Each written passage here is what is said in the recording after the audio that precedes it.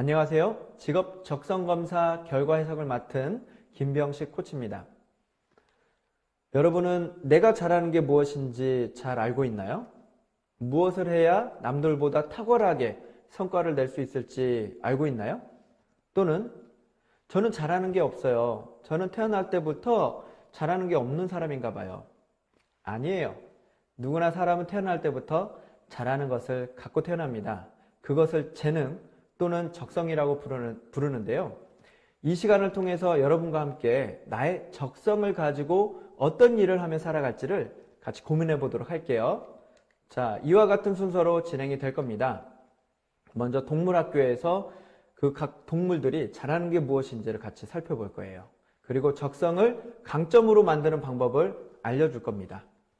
또 여러분들이 검사했던 것을 가지고 추천 직업을 알아볼 거고요. 그 추천 직업을 어떻게 이룰 수 있는지 그 방법도 같이 한번 알아볼게요. 첫 번째입니다. 제가 동물학교 선생님이에요. 이 동물학교에 4마리의 학생들이 입학을 했어요. 첫 번째 학생, 눈이 부리부리하죠. 마치 레이저를 쏠 것 같은 독수리, 그리고 왠지 잠만 잘 것 같은 오리, 무엇인가 계속해서 끊임없이 먹을 것 같은 다람쥐, 그리고 수다쟁이, 토끼, 이렇게 4마리의 학생이 입학을 했습니다. 1교시예요. 1교시는 어떤 수업이냐면 바로 달리기 수업입니다. 여러분, 이 4마리 중에서 어떤 학생이 달리기를 굉장히 잘할 것 같아요? 맞춰보기 바랍니다. 1교시 달리기 수업 누가 가장 잘할까요? 맞아요. 바로 토끼입니다. 토끼는 굉장히 산속을 빠르게 오르죠. 그리고 빠르게 달릴 수가 있어요. 2교시 수업으로 넘어갈게요. 2교시 수업은 오르기 수업입니다. 오르기 수업은 이 4마리 중에 어떤 학생이 가장 빠르게 올라갈 수 있을까요? 맞아요. 다람쥐입니다. 다람쥐가 오르기를 굉장히 잘하죠. 나무 오르는 것을 기가 막히게 하는 동물입니다. 3교시예요. 3교시는 수영이에요. 이 4마리 중에 어떤 학생이 수영을 가장 잘할까요? 맞아요. 오리입니다. 오리는 발을 굉장히 빠르게 구르면서 헤엄쳐 가죠. 자, 그리고 마지막 4번째, 날기 수업이에요. 어떤 학생이 가장 잘 날 수 있을까요? 맞습니다. 독수리예요. 독수리가 가장 높고 빠르고 정확하게 날 수가 있죠. 근데 놀라운 것은요, 오리도 그렇게 기가 막히게 날더라고요. 제가 유원지에 갔는데 한 번은 새가 이렇게 날아오는 줄 알았어요. 자세히 봤더니 천둥오리가 날아와서 물가에 이렇게 앉는 겁니다. 와, 오리가 이렇게 날 수가 있네? 그런데 반면에 오리가 독수리처럼 날 수 있나요? 아니에요. 독수리만큼 오리가 날기 위해서는 수많은 노력을 해야겠죠. 그렇다고 해서 독수리처럼 날 수 있을까요? 아니에요.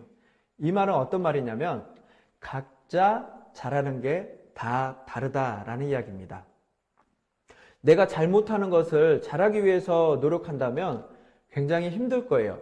그런데 잘하는 것을 잘하기 위해서 노력한다면 여러분들이 쉽게 목표하는 것을 달성할 수 있을 겁니다. 그게 바로 강점인데요. 강점에 대해서 소개를 좀 하도록 할게요. 먼저 강점을 알기 위해서는 적성, 재능이 무엇인지를 살펴볼 필요가 있어요. 적성은 특정 영역에서 능력을 발휘하는 잠재적인 가능성이래요. 이게 어떤 얘기냐면 제 예를 설명할게요. 예를 들어볼게요. 제가 청소년 시기에 이용했던 컴퓨터의 모델이 386, 486이에요. 그 당시에 제가 주로 했던 게임은 바로 타자 연습이었어요. 저는 타자를 굉장히 빠르게 칩니다. 700타 이상을 쳐요. 고등학교 2학년 때 중간고사 실기평가가 타자 700타 이상 치기였어요. 저는 너무나도 쉽게 쳤죠. 700타 이상이면 A, 500타 이상이면 B, 300타 이상이면 C, 그리고 D 이렇게 평가를 합니다. 저는 연습을 오랫동안 해왔기 때문에 700타 이상을 했어요. 당연히 A를 맞았죠. 제 경험으로는 다른 친구들도 그와 같이 잘할 수 있을 거라고 생각했어요.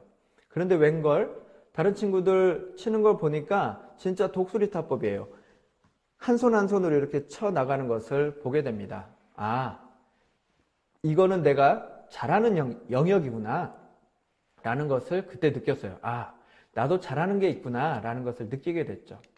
자, 그렇다고 해서 이러한 재능만 있다고 해서 노력하지 않으면 그게 나의 강점이 될 수 있을까요? 그건 또 다른 문제인 것 같아요. 어렸을 때부터 신동이라는 소리를 모두 다 들어왔을 거예요. 오, 누구 진짜 신동이다, 천재다 라는 이야기를 들었음에도 불구하고 그게 지금까지 이어지지 않은 이유는 뭘까요? 그 이유는 노력하지 않았기 때문에 그래요. 저는 초등학교 5학년, 6학년 때 탁구 선수였습니다. 학교를 대표하는 탁구 선수로서 열심히 연습을 했죠. 워낙에 신체 운동 능력이 뛰어났던 학생이었어요. 그래서 배우면 바로바로 학습 효과가 나타났어요. 하루는 코치님께서 이런 이야기 하는 거예요. 공이 회전해서 넘어올 때 그것을 받기 위해서는 반대편으로 라켓의 면을 밀어야 된다. 이렇게 밀어야 된다는 거예요. 그래서 이것을 익히기 위해서 열심히 연습을 했죠. 맞아요. 연습이 필요한 거예요. 저는 그와 같은 재능이 있어요. 신체 운동 능력이 뛰어나죠. 그렇다고 해서 그것을 잘할 수 있는 건 아니에요. 뭐가 필요하냐면 바로 지식과 그리고 경험이 필요해요. 강점이라고 하는 것은 나의 재능과 지식과 기술이 합쳐졌을 때 강점으로 드러날 수가 있는 거죠. 여러분이 직업 적성 검사라는 것을 통해서 내가 어떤 적성이 높은지, 어떤 재능이 있는지를 발견했을 거예요. 그런데 거기에서 멈춘다면 여러분들의 재능이 삭히게 되는 거죠. 그냥 어렸을 때 신동소리, 천재라는 소리 들었던 거기에서 끝나는 거예요. 그렇다면 어떻게 발전시킬 수 있을까요? 어떻게 나의 재능으로 성공을 시킬 수 있을까요? 성공한 사람들의 특징을 보면 알 수가 있어요. 성공한 사람들은 이 특징이 높대요. 바로 내가 무엇을 잘하고 못하는지를 정확하게 아는 메타인지 능력이 뛰어난 사람들입니다. 여러분들 잘하는 게 무엇이에요? 또는 지금 잘 못하는 게 무엇인가요? 그 장단점을 파악하는 능력, 그게 바로 메타인지인데 그 능력이 높은 사람들이 성공할 수 있다고 합니다. 적성검사를 통해서 나는 이런 지능이 높아요. 이런 지능이 높아요. 3가지 지능을 추천해 줬을 거예요.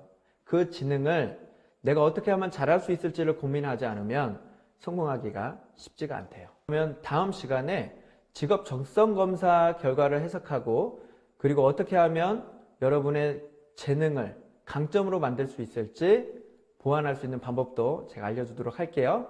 2부에서 만날게요. 안녕.